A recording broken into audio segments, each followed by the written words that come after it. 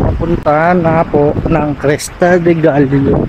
Day 3 na at ito na rin ang last day namin dito sa Sibuyan Island. Kabababa lang namin kagabi mula sa Mount Giting-Giting kaya masakit pa ang buong katawan at binti namin parang wala ng lakas. Pero syempre, hindi pwedeng palampasin ang isa sa pinakamagandang isla dito sa Pilipinas, ang Cresta de Gallo.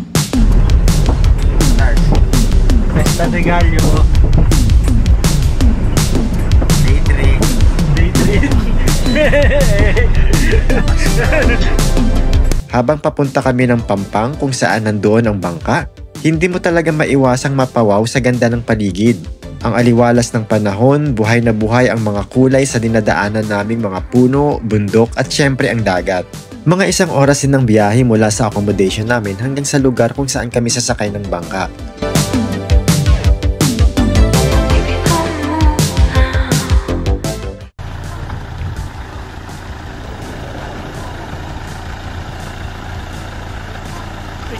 Hindi glorious yung pag... Bago kami tumuloy sa bangka, dumaan muna kami dito sa registration area. Kailangan magbayad ng 70 pesos per person kung day tour lang. Pero iba ang rate kung overnight stay kayo. Sabi nila maganda daw mag-overnight stay sa isla gamit lamang ang mga tent, pero sa kaso namin dahil wala na kaming time ay day tour lamang kami.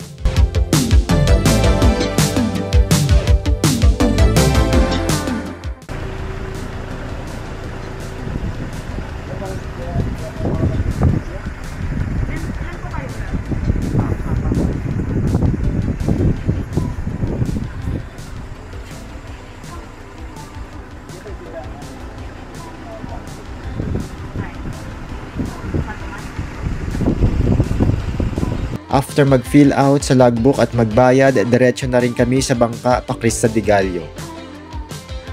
At ilang sandali lamang at nandito na kami sa Pampang kung saan sasakay kami ng bangka.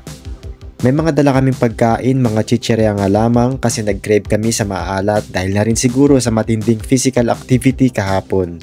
At isa pa, kumain na rin kami ng heavy breakfast bago umalis. Ang sabi nila may mga pagkakataon na malakas ang alon kaya hindi nila ina-advise na pumunta sa isla, delikado. Buti na lang sa mga oras na iyon ay maganda ang panahon. Kaya mas maiging sa tag-araw kayo bumisita rito. From bundok to beach.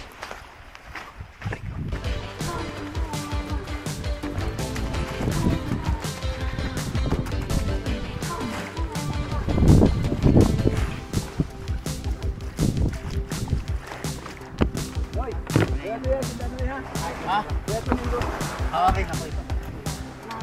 Ito mga pagkain na ito. Kalabas na lang to.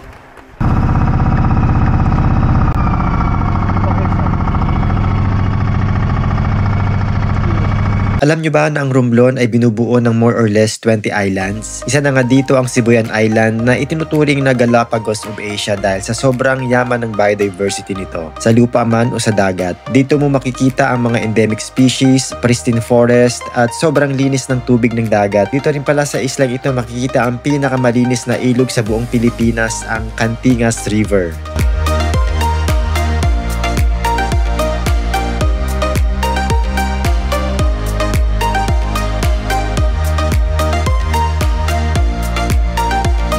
Mga isang oras ang biyahe mula sa main island ng Sibuyan papunta sa Cresta de Gallo.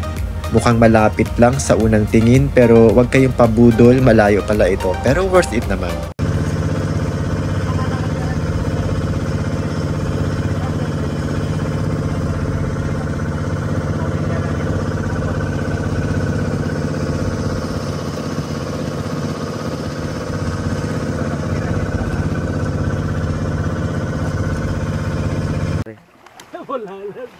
Nag-loading na eh.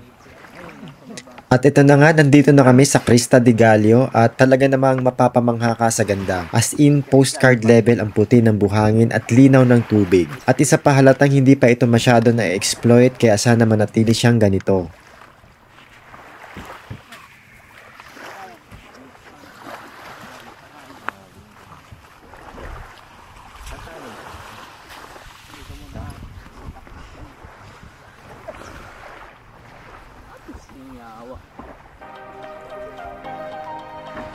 Pagdating sa isla, may registration fee na 300 pesos per person. Tapos nagbayad na rin kami para sa cottage na gagamitin namin habang nandito kami.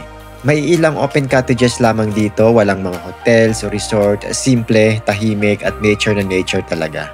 FYI lang, walang tindahan dito sa Crista de Gallo, so kung balak ninyong pumunta, magdala kayo ng pagkain at tubig. Habang naglalakad kami sa isla, napatanong kami, bakit nga ba Cresta de Gallo ang pangalan nito? Sabi ng mga lokal, Spanish daw yan na parang palong ng manok. At nung makita namin ang hugis ng isla mula sa drone shots, oo nga naman, parang may mga kurbada na para talagang tuka o palong ng manok. Ang Crista de Gallo ay binubuo ng dalawang maliliit na isla na magkadugtong dahil sa sandbar. Parang may natural na tulay na buhangin sa gitna. May isa pa sa dulo na sandbar din, bihira mo ito makita sa ibang lugar. Ang buhangin dito, ibang level sa kaputian, parang pulbos na rin sa kinis. Pag tumapat ka sa araw, kailangan mo talagang magsalamin, sobrang puti, masakit sa mata lalo na sa tanghaling tapat. Nakatutuwang isipin na may mga ganitong isla sa ating bansa. Kaya kung naghahanap kayo ng simpleng paraiso na hindi pa dinadagsan ng turista, ito na yon. Kaya tara na dito sa Cresta de Gallo.